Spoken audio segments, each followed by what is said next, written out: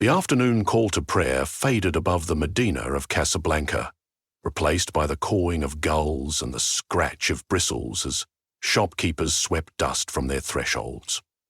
Dr. Layla Haddad waited on a cracked mosaic bench outside the 19th century postal building, notebook balanced on her knees. A tabby tom with a missing ear lounged on a pillar, tail flicking like a metronome. Every few minutes he meowed 5 short bursts, one elongated chirrup, a strangled rasp, then stared east toward the port. Layla wrote the pattern in phonetic notation, the way she would transcribe Berber vowels or an endangered dialect of Arabic. The cats of Casablanca had always been talkative, but after years of field recordings she knew this was no random song. The units repeated, the pitch tracked a perfect Mixolydian mode, and the pauses were isochronic. Language lived in those throats, she was sure of it, even though her university colleagues politely categorized her work as eccentric and refused to fund another grant. When the tom finished a final sequence, he leapt down and trotted across Muhammad V Avenue. A smoke-grey female appeared from nowhere and replaced him on the pillar, continuing the message without missing a phoneme. Relay transmission. Leela thought she had witnessed it for weeks. Always the same message, always directed east. To whom? She snapped the recorder off and turned to leave, nearly colliding with a slender man in a white linen suit. Sunglasses mirrored her startled face. Pardon? She murmured in French. He inclined his head. You are Dr. Layla Haddad, student of tongues.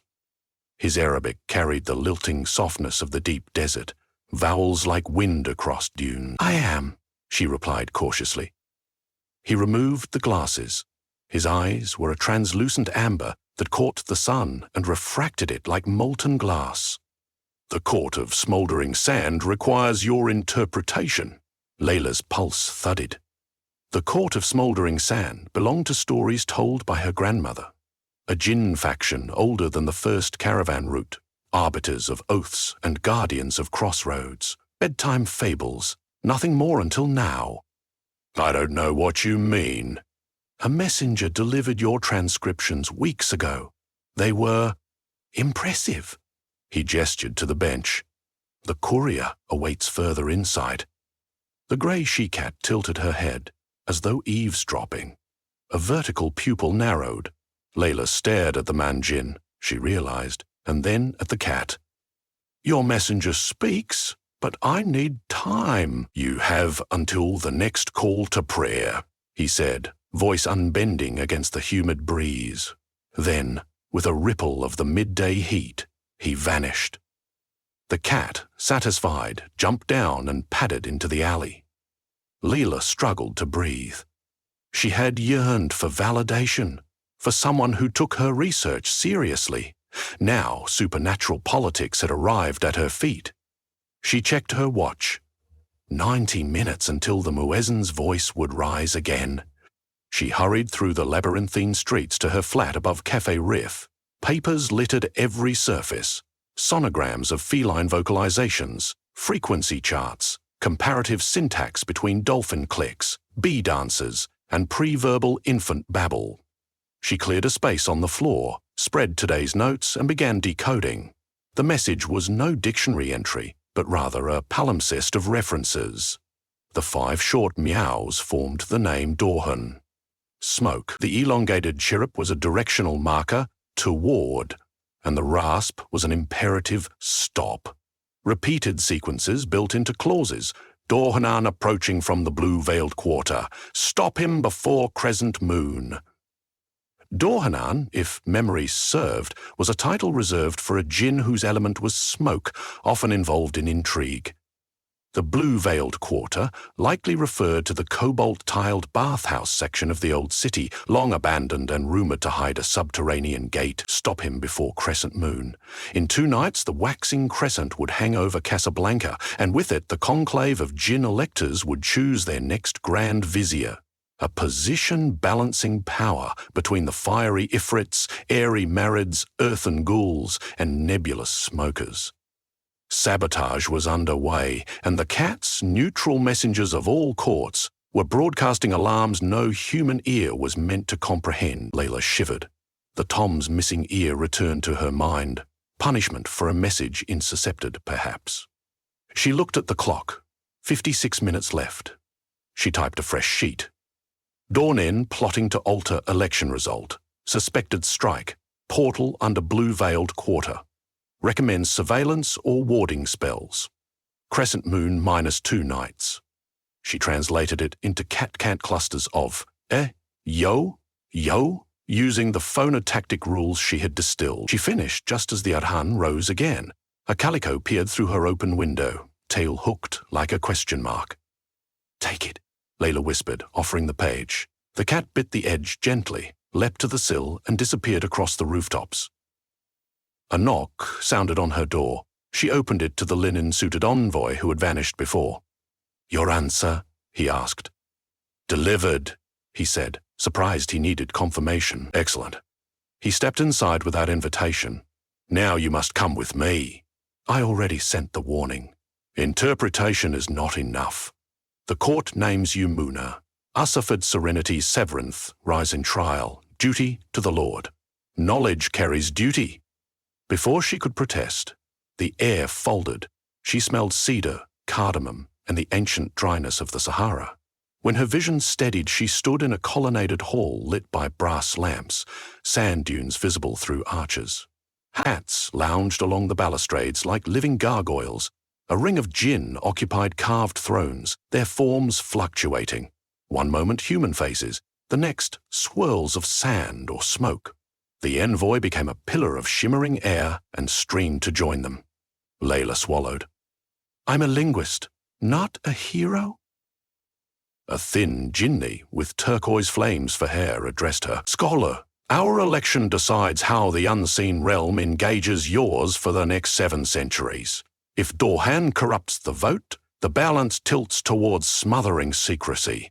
The boundaries between our worlds will constrict. Sorcery will dry up for mortals.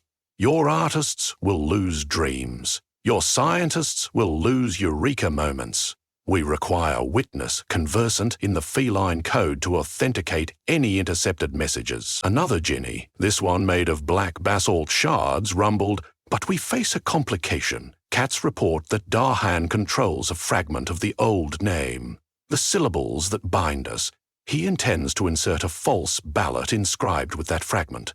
When the votes are read, the name will enthrall the assembly." Layla's mouth went dry. "You want me to prove which ballot is forged?" "More," the envoy said. "We want you to keep the name from being spoken at all." Silence spread like a thick cloth. The cat stared, glowing eyes unblinking. "I don't know magic," Layla confessed. "You know language," the turquoise-haired one said. "The name is language at its most potent. Fold it wrong, it breaks. Pronounce it wrong, it backfires. Dor Hornan will trust no Djinn to carry the fragment, only a neutral courier, a cat. If you can intercept the feline and alter one phoneme, the spell will return upon the caster." Leela closed her eyes. Cats could slip past wards, street vendors, palace guards, but not a determined linguist with sardines and a humane trap. She exhaled. "Where?" "The abandoned hammams of the blue-veiled quarter. Midnight." The court dissolved like sand blown from a table, and Layla was back in her apartment. A single grain of desert grit resting on her palm. She pocketed it and reached for her recorder. That night she donned dark clothing, stuffed sardines into a jar, and biked through narrow alleys where laundry flapped like spectral flags. She passed the tiled arches of the derelict bathhouse on once, buzzing with merchants and gossip, now silent except for the hush of waves crashing beyond the seawall. Inside, cobalt tiles reflected moonlight through a collapsed roof. Steam no longer filled the air, but dampness lingered. She heard claws click against porcelain. A white cat with heterochromic eyes emerged. A tiny scroll clasped in its mouth, stainless steel beads around its neck pulsed faintly words to discourage Djinn interference. Layla crouched, unscrewed the sardine jar, and slid one fish across the floor. The cat sniffed, mewed suspiciously, then resumed trotting toward an archway leading below. She needed a distraction longer than a snack. She whistled, softly, a series of chirps equivalent to feline urgent danger. The cat halted, scrawl dangling, its ears flattened, eyes scanning. Another whistle, safe with me. It turned halfway toward her, puzzled. Layla rolled a second sardine. The cat sniffed again, inching closer. When it bent to eat, she sprang the lightweight net. The animal yowled, dropping the scroll. Layla seized it, heart hammering, and replaced it with a duplicate she had prepared.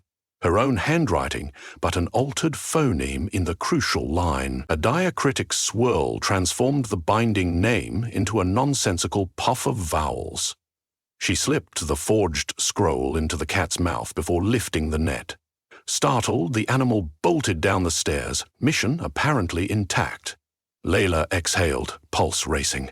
A liquid crackle echoed behind her. Smoke coalesced into a tall humanoid draped in robes of billowing ash.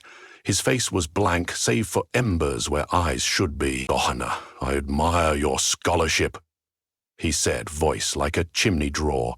"But you tampered with royal mail." Layla backed toward the exit. "I protected free elections." He gestured, and the tiles under her feet dissolved into soot, dragging her down to her knees. "Elections are illusions, little mortal. Power writes its own vote." Her recorder still in her pocket, pressed against her thigh. In desperation, she hit playback. The device barked cat meows she had captured earlier, the same warning sequence. The sound reverberated through the bathhouse. Daohan hissed, recoiling, and cats burst from shadowed recesses. Dozens here, ginger, calico, black, long-hailed, tailless, forming a living tide around him. They circled, hissing the code that condemned him, every repetition amplifying the syllables he feared. The name he held was incomplete. Against this chorus he wielded no dominance. Layla crawled free of the soot, ran for the stairs, and emerged beneath the star-shot sky. The cats followed, herding the smoke Djinni until he vanished in a coughing whirl that scattered into the Atlantic breeze. Morning found the city washed gold. Exhausted, Layla lay sprawled on her apartment floor when the envoy arrived, sans sunglasses, eyes radiant with dawn. "The electors met at first light," he said. "Every ballot authentic. Dahonam is banished beyond the Strait of Gibraltar." She nodded, relief flooding her limbs. "Good. Your alteration turned the weapon into a confession." He smiled. "The court honors you."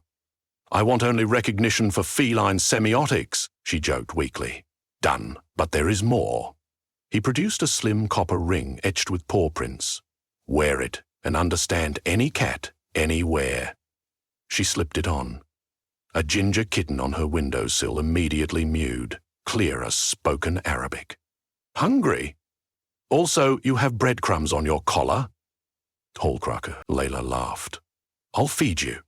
3 days later, headlines buzzed about the Catwoman of Casablanca, who guided animal welfare volunteers to hidden litters and lured strays off trolley tracks. Donations flooded the shelter network. Her university, scenting prestige, reinstated her grant with haste, while students packed her lectures on interspecies linguistics. Yet, between faculty meetings and rescue missions, Layla still attended midnight convocations, silent rooftops, where feline silhouettes gathered under the moon. She listened to dispatches about shifting desert winds, about Basra floods and Tangier smugglers, about secret treaties between sea salt marids and mountain ghouls.